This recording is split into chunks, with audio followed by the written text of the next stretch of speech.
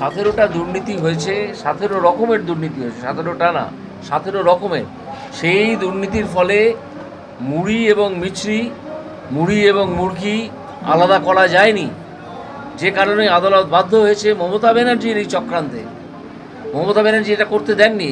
আদালত অনেকবার আদেশ দিয়েছিল এমন এমন কিছু কিছু তথ্য আমাদেরকে দাও, সেগুলো তারা দেননি, যে কারণে মমতা ব্যানার্জি সম্পূর্ণ তো দায়ী এই এতজনের চাকরি চলে যাওয়ার ব্যাপারে।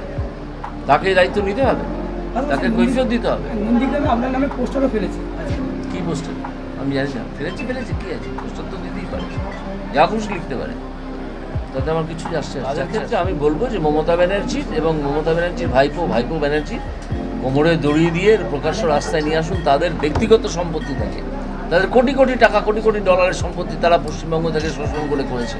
তাদের ব্যক্তিগত